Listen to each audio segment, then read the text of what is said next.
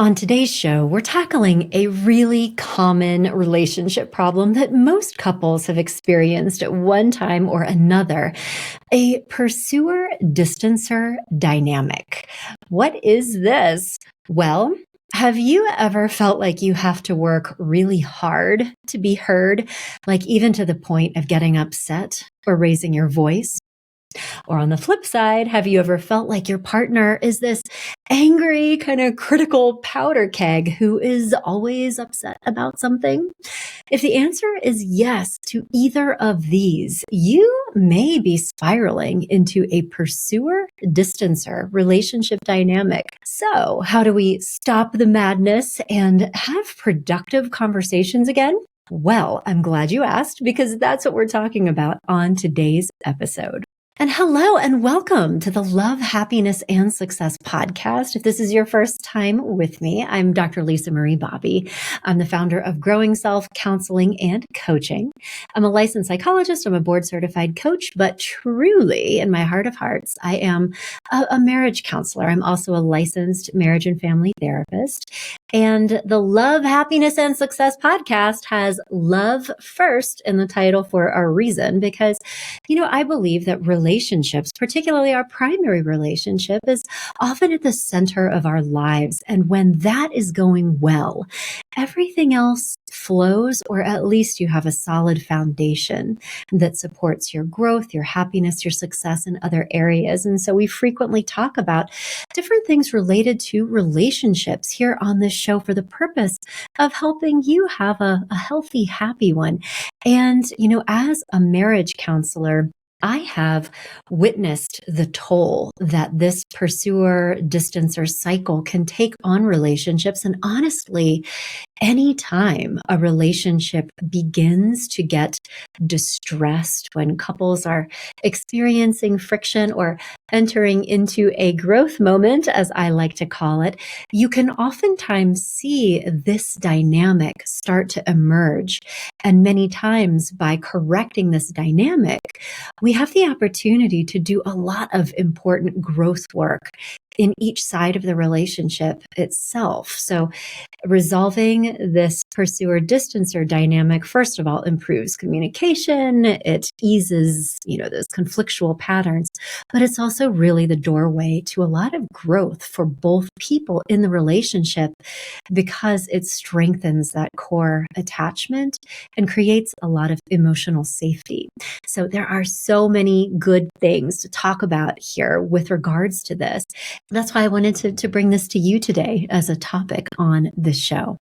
So to dive right in, let's explore what this is, this pursuer-distancer dynamic, why it happens, and most importantly, how to break free from its grip.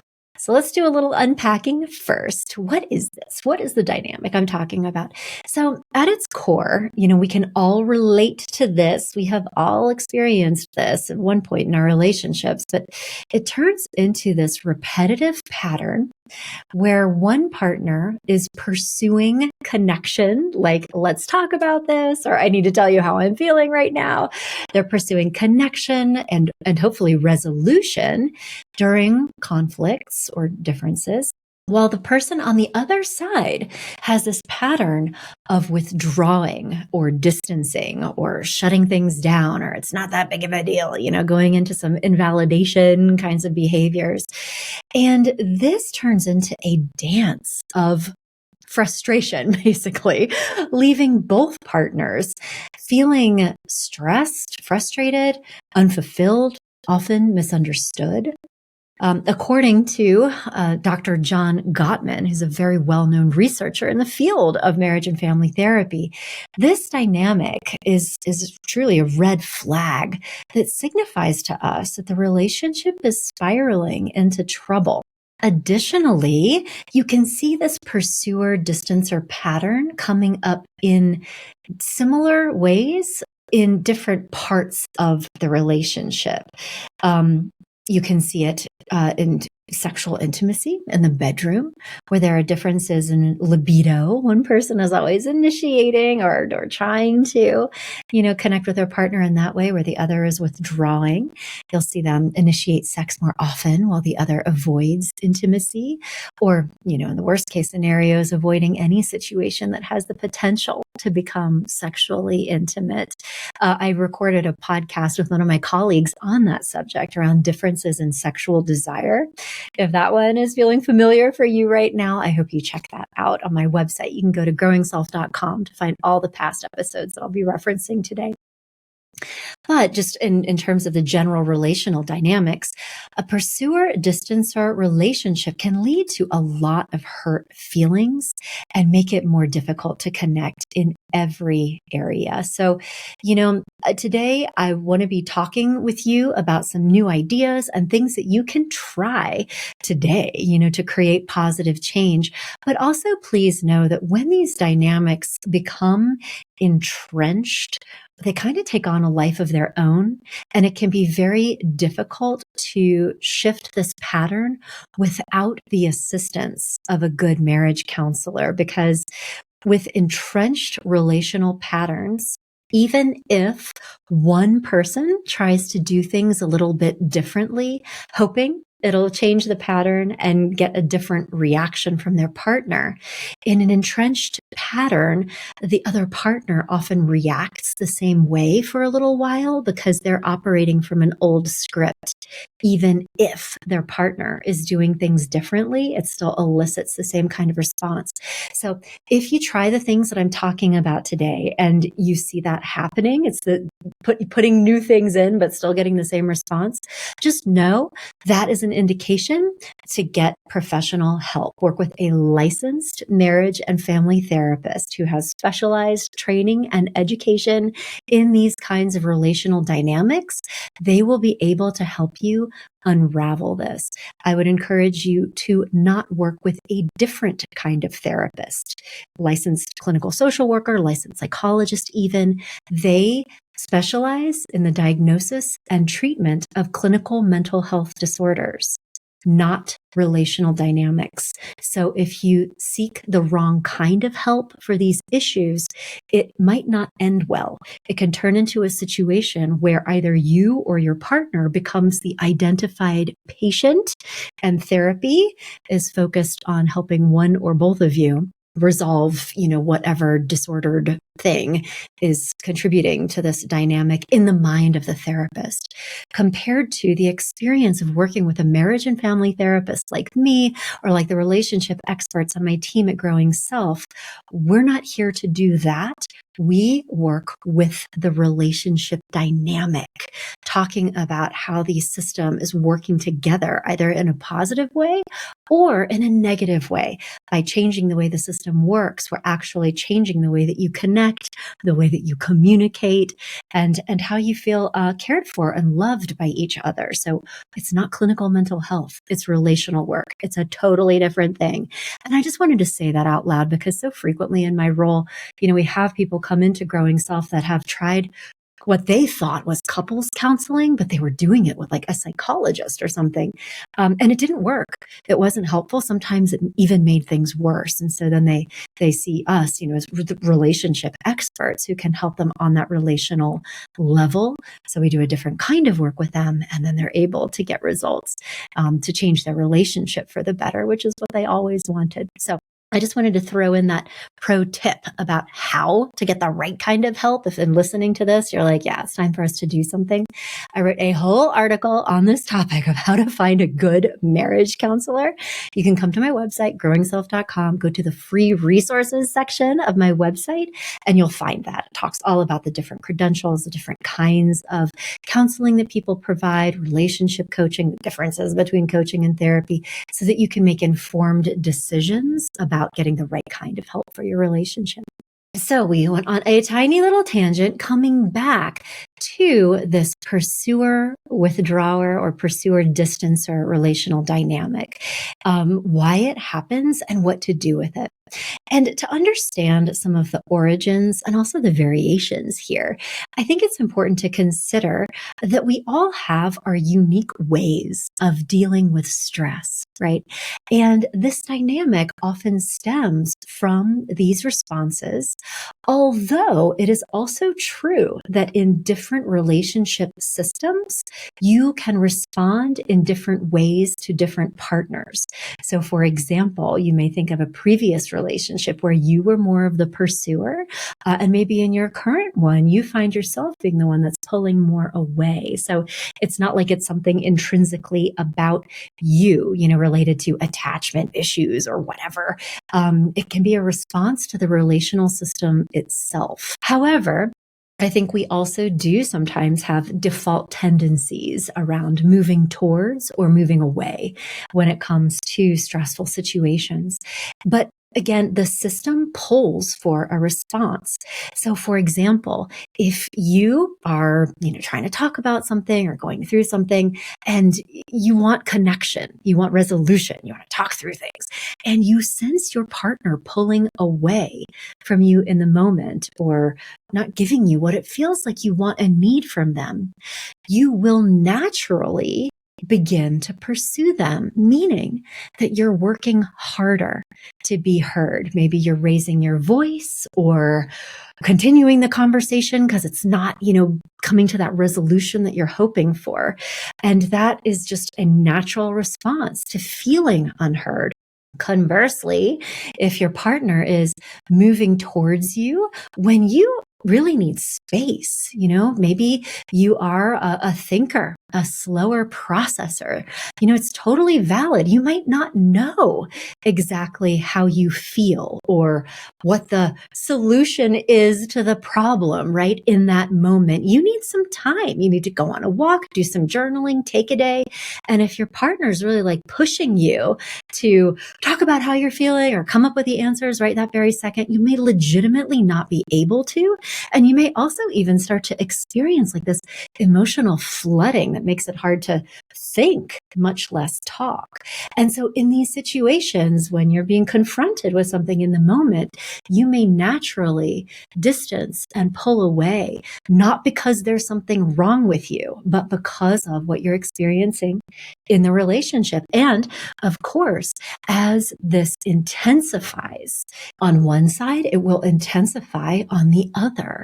If you are trying to say, I need some space, maybe we could talk about this more tomorrow, and your partner is escalating even more in response to that, you're going to withdraw further.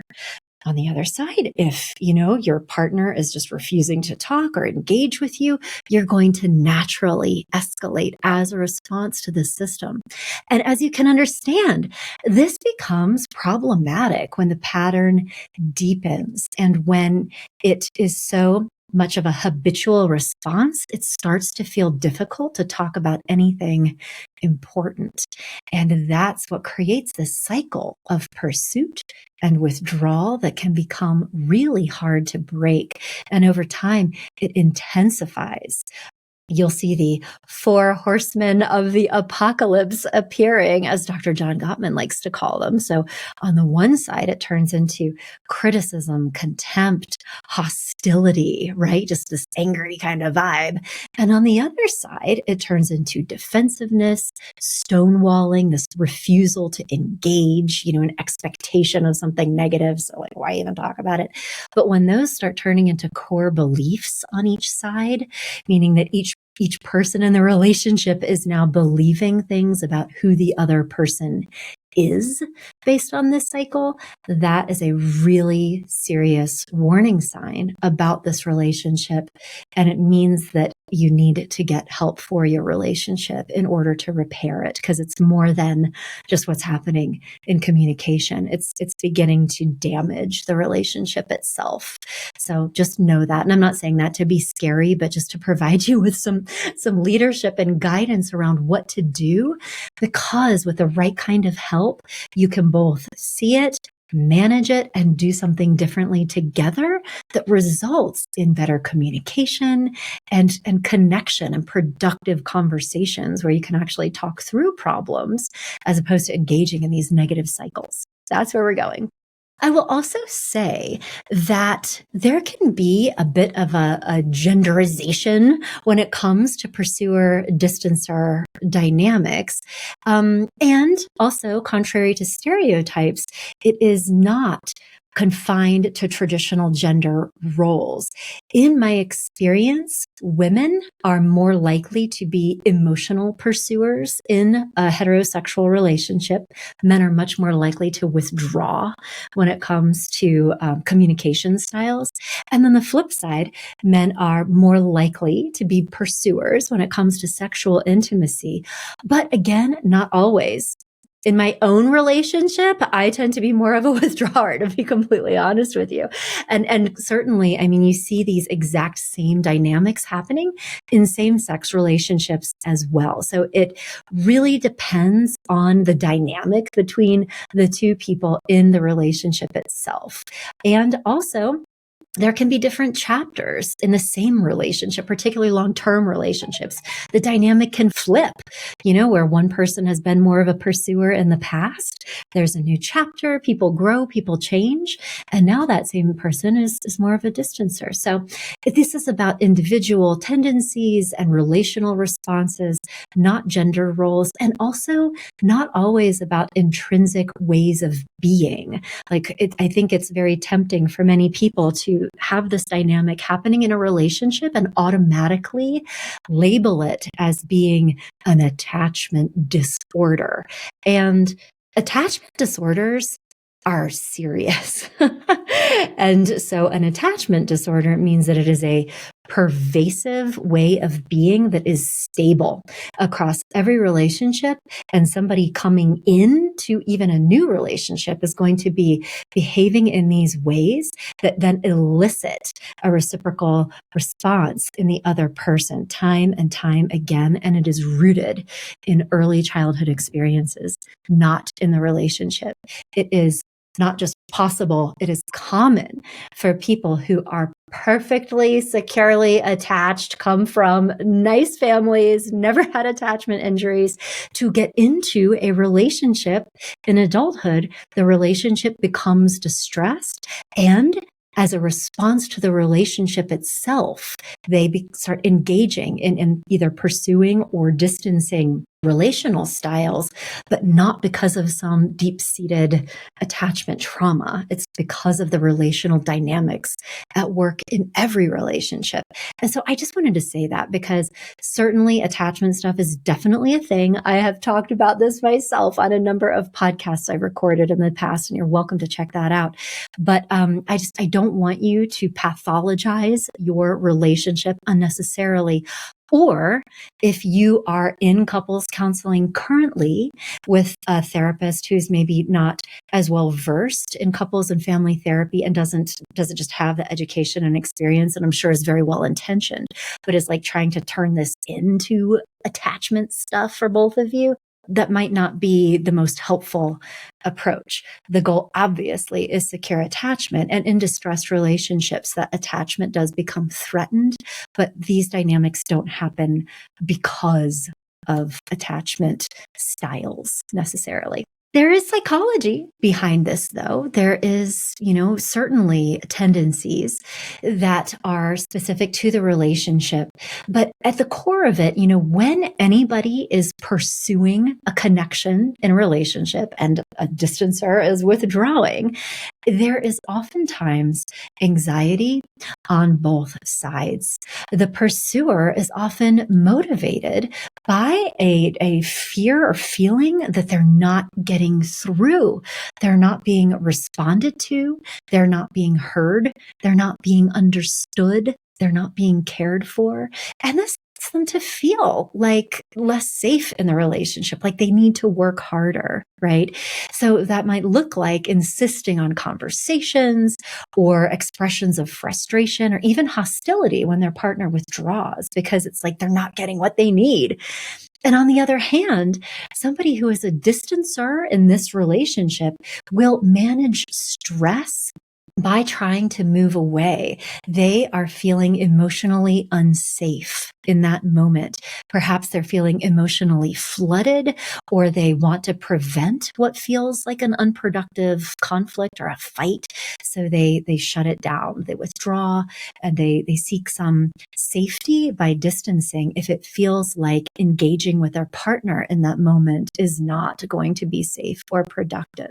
So there is some psychology underneath of it. But again, where couples get into trouble is when they begin creating these big, pervasive narratives about who the other person is fundamentally as a human, right? Their character, as opposed to understanding how the in the moment relational dynamics are actually impacting their partner, because that's a solvable problem that's much easier to address and deal with than, this is the way they are kinds of conversations. So if you're sliding into that headspace in your relationship, that's a sign that it's really important to get into competent help so that you can correct this dynamic and restore your trust in your partner to be there for you emotionally and to be the emotionally safe person that you need and that you deserve. But signs that you're sliding into this, it's really pretty simple. If you're feeling like your partner is always upset or about to be upset or critical of you or judgmental of you or unhappy with things that you're doing, or even like they're picking fights with you, right? You have that walk on eggshell kind of feeling. You are likely a distancer in the relationship. Now, on the other side of that, if you're feeling like you have to repeat yourself or raise your voice or escalate or chase your partner around to talk with you in order to be heard by them, you are likely the pursuer. Like if you're knocking on the door and the other person is holding the door shut is kind of how it feels emotionally on each side of this. And again, without intervention, without changing it intentionally, these conflicts can start to feel really repetitive. Like, the same thing is happening over and over, and you are reaching just this state of gridlock where you can't talk about things. And, if we can't talk through things productively, what happens is that we have real, normal, common relationship issues. Every couple has stuff they have to work through. But if you're getting into this communication gridlock kind of space, nothing gets resolved. So not only does the communication feel bad, you have these unresolved issues that are just still there that you haven't been able to work together in order to improve. And that in itself can become a real problem, which leads to resentment and over time, this feeling of hopelessness. Like this is the way it's always going to be in this relationship, which at the end of the day is why people break up. It's never going to be different. It's always going to be like this. And I don't like this. I don't want to keep doing this for the next 30 years. And if you can't solve the problem in the relationship directly, it feels like the only solution is the final solution, right? Like breaking up or ending a marriage. And that is obviously not where you want to go. Not if you're listening to this podcast. So when it comes to breaking free from this cycle, the more entrenched it is, the harder it is to break out of this because of those mindset pieces that have started happening. So it's really important to catch this and do something differently sooner rather than later. But even when the cycle is pretty pronounced and it can be challenging to break out of, it's not impossible. And it really begins with recognizing that your default way of managing these high stress relational moments isn't just not working. It's actually contributing to the problem. Whether you're the pursuer or the distancer, change starts with making a conscious decision to do something different. You have to take responsibility for how the way that you are showing up in the relationship is impacting your partner and helping create the dynamic that is feeling so frustrating to you. And I know that that's hard. This is like a little tough love here. But, I think many times, and I've certainly been in this place in my own marriage, right? The problem is my husband. If he were doing things differently, then it would be different, which, isn't wrong. But we can only control ourselves.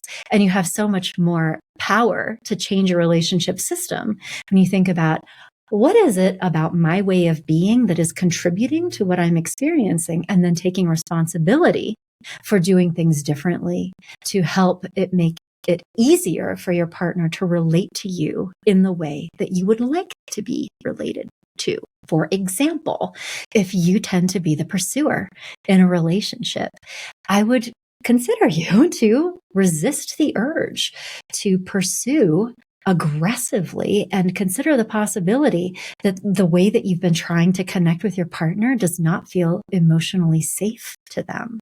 So being real intentional about creating emotional safety, watching your tone, using things like soft startup, expressing more vulnerability instead of frustration, and asking for what you need without criticism, right? Like looking for positive solutions, being very careful to, be talking about the positive aspects of your relationship, and communicating your good intentions as you attempt to work through a problem. That can go a long way. And really, these kinds of small changes in your approach can create space and make it easier for your partner to come towards you. Also, I think too, even just being sensitive to your partner's emotional experience in these moments and asking about it, being sensitive to the fact that they might be a slower processor than you, or that you've been thinking about this more than they have, and they might need some time, to be able to think through things and figure out how they feel and come back into it. That's okay. There could be an ebb and a flow. You bring something up and work through problems over time, as opposed to that, one conversation. So just making that be okay, and even offering, do you need to take a little break right now? I know this is an intense topic. Maybe we could revisit this tomorrow. I want to, make sure that this continues to feel like an emotionally safe and productive conversation for both of us. Your partner might really appreciate hearing something like that. And then on the other side, if you can relate more to the distancer part of this equation, breaking this pattern and taking responsibility may mean moving towards your partner more intentionally. So offering more validation for their feelings, staying in the ring and listening empathetically without trying to fix everything, which can feel like you're shutting people down emotionally, believe it or not, but being mindful of that. And also, I think communicating your own vulnerable feelings, even something as simple as saying, I hear what you're saying, and I understand how frustrating the situation is for you. I can understand why when I look at it from your perspective. I might need a little bit of time to work through how I'm feeling, or kind of get clear about what we could do differently. Can we pick this up maybe later this evening or even tomorrow? I think I need to do some journaling, or just go on a walk, or just some processing in order to be the partner that you need me to be in this moment. Or even to be able to say, I really want to work through this with you as well. And the way this conversation is going is making me feel like it's not really safe for me to be authentic here. So I wonder if we could maybe reset, slow down, take this to a softer place, because it's hard for me to stay in this with you right now. You can say something like that. And if you can't say that, this would be another reason why you might want to go talk to a marriage counselor or a really good, well-qualified relationship coach who can help you develop these skills and abilities. I mean, we're talking about emotional intelligence coaching right now, being able to understand how you feel, manage your own feelings, understand how the other person feels, and understand how to respond to them in those moments. Those are the 4 domains of EI, right? And so this kind of coaching and this kind of working on yourself can give you the ability to have these moments with your partner and know what to do, instead of withdrawing or being like, you're being ridiculous right now, I can't have this conversation, and shutting the whole thing down. So I just wanted to throw that out to you as an opportunity, because when you shut things down and shut the door and stop the conversation, you are creating a dynamic where they are becoming more frustrated. They're going to try harder. They're going to escalate, and it's going to get that much more intense for you to manage. So these are the things that you can do to create an atmosphere of connection rather than one of withdrawal. So these are a lot of ideas, and I'll just say, change is never easy. And especially in the moment, like when you're in the middle of a heightened emotional situation, but even the smallest adjustments can make a huge difference here. Couples can and do all the time work on breaking this pattern together through, just having conversations with each other about, like, did you hear what she was saying in that podcast? I think we do that. Let's work on this. But really, this is why people come to couples therapy or relationship coaching, is to say, I know what we don't want to do anymore, but we're not really sure how to change it in the moment, because, it's easy to talk about changing behaviors, and it can also be really a growth process on each side to gain the self-awareness around, okay, here's what's happening for me in this moment, and here's what I can do differently in order to get a better result in my relationship and with this person that I love so much. It's like going to relationship school. And, I think personally, every couple has opportunities to grow and to learn together. I know I certainly did in my relationship. And when my husband and I did this together, it really helped us just be self-aware and know, like, what to do differently. That was huge for us. But that wraps it up for today. I hope that this exploration of the pursuer-distancer dynamic was helpful for you. I hope you learned a couple of things, but also just gained some understanding of this common relationship pattern, and gain some ability to at least see what is happening in your relationship as a result. And just remember, breaking free from this is a journey. It takes commitment and effort from both partners, but really the biggest piece of it is taking responsibility for your side of the equation. If you can even start doing things just differently on your side, that will change the relationship. Not as quickly as if you're both, intentionally doing it together, but any change in the system can have a positive result. If you enjoyed this today, if this was helpful for you, don't forget to subscribe to my YouTube channel or to the podcast. Certainly bonus points if you leave a review. But also, I have so much more for you. If you come to my website, come to growingself.com, go to the blog and podcast. From there, you will enter into the Love collection. And then I have little curated collections on all kinds of topics related to your relationship. Everything from healthy communication to emotional and sexual intimacy. It's all there for you. You can click into those, find customized podcast playlists that I've put together for you, as well as different articles on a variety of topics that I've written or that my colleagues at Growing Self have written. And of course, if you are listening to this and thinking it's time for us to work on this for real, you are always invited to schedule your free consultation with me or with another one of the marriage and family therapists on my team who can help you unravel this, figure out what's going on, and learn different ways of being that help you have the kind of connection that you want and deserve. So I hope that provides you with some guidance on next steps. I will be back in touch next week with another episode of the podcast. So until then, take care.